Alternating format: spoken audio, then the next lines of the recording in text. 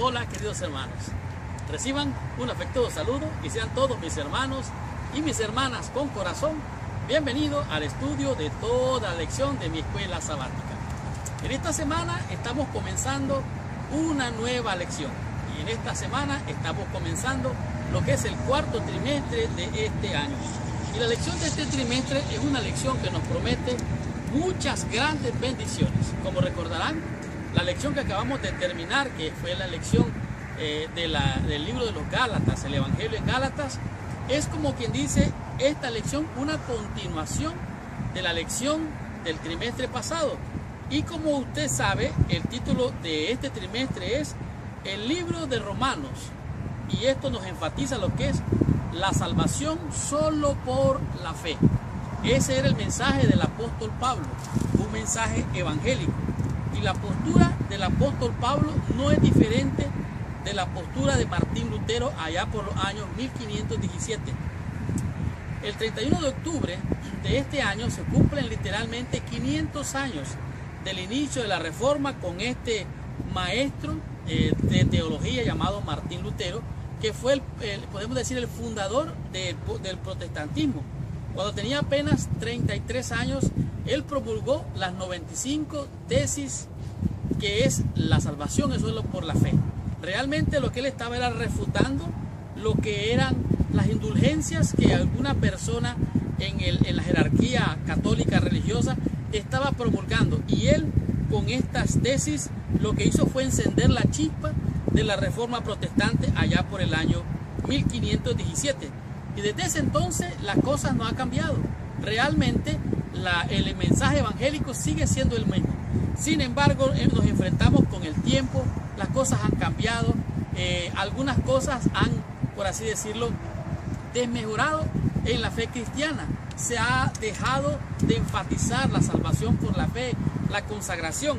Y lo que ha sucedido es que entonces el mensaje de salvación ha venido como a irse disipando poco a poco, producto del progreso, podemos decir, de la sociedad, que hoy nos encontramos con muchas corrientes, entre las cuales hay algunas que realmente perjudican al Evangelio. Por ejemplo, aquí dice, en su comentario sobre Romanos, Lutero escribió: la epístola realmente es parte principal del Nuevo Testamento y el Evangelio más puro, y es digna no solo de que cada cristiano sepa de memoria las palabras por palabra, sino también que se mantenga ocupado en ellas todo el día, como el pan de cada día del alma. De tal manera que para Martín Lutero el pan de vida estaba en la palabra, y es importante alimentarse, sostenerse de toda palabra que sale de la boca de Dios. En realidad, lo que hizo Martín Lutero fue encontró la verdad en el libro de Romanos, y esta verdad es que la justificación por la fe es una verdad que el libro de Romanos presenta,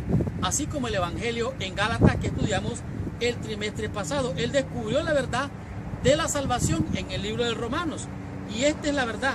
Dice aquí, la salvación se encuentra solo en la justicia de Jesucristo, que nos concede por sus méritos la salvación. O sea, toda la obra de la salvación la cumplió, la ejecutó Jesucristo, nuestro sustituto.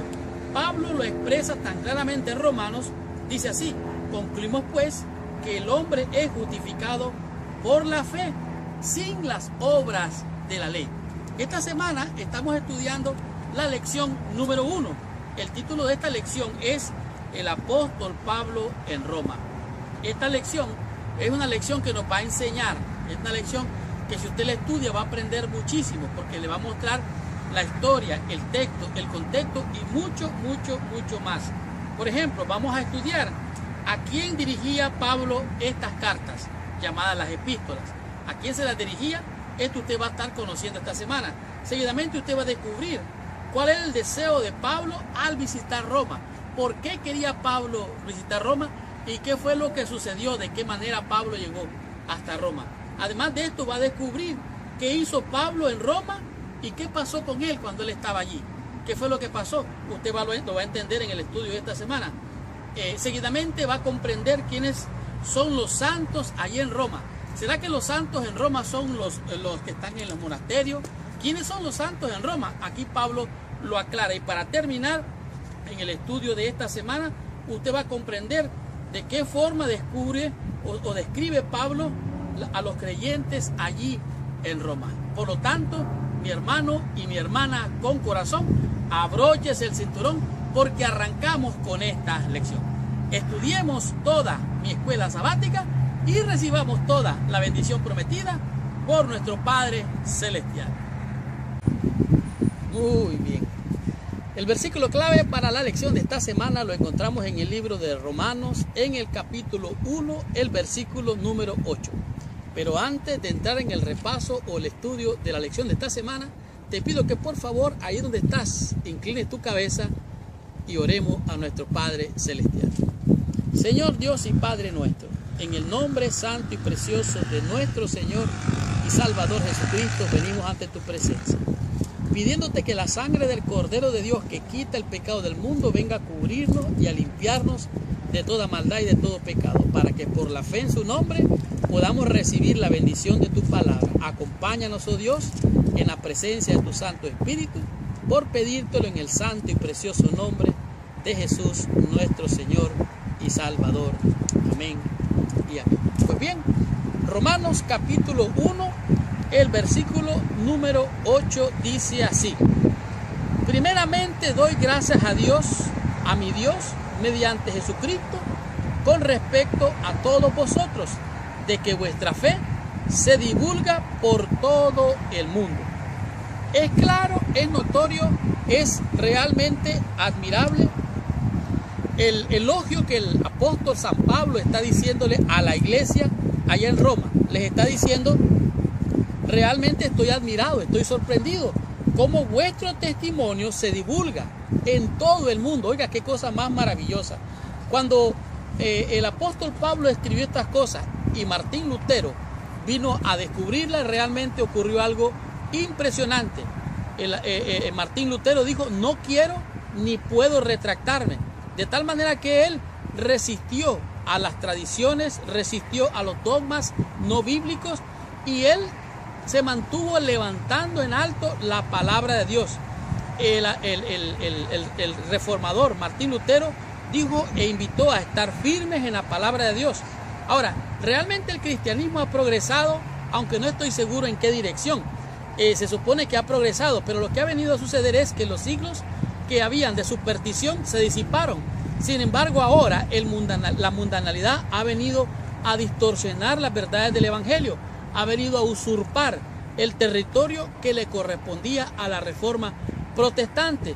Ahora, hoy vemos un frío formalismo en todas las iglesias del mundo. ¿Por qué? Porque en realidad las verdades distintivas que alentaron a la reforma se han difuminado y quedaron ocultas bajo la balacera de chicanas semánticas que tratan de ocultar diferentes o diferencias fundamentales que en la actualidad siguen sin resolverse, al igual que en tiempos de Martín Lutero. Hoy podemos estudiar el libro de Daniel, el libro de Apocalipsis, que mantienen realmente la sabia ciencia de la salvación que se encuentra allí implícita en la palabra de Dios. Sin embargo, usted sabe que como adventistas nosotros sostenemos una sola cosa: la palabra y solo la palabra. Aquí lo dice: somos adventistas del séptimo día y nos basamos en los principios de la sola escritura. Sola escritura. Por ende, rechazamos rotundamente todos los intentos de atraer a los cristianos de vuelta a Roma y a la fe previa a la reforma.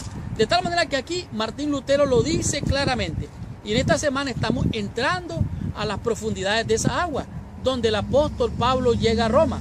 Ahora, para que aquel que quiere entender la escritura y entender las epístolas del apóstol San Pablo, es importante que comprenda, es importante que entienda el contexto, tiene que conocer, tiene que comprender al grupo específico, aquel al que el apóstol Pablo le envió su carta.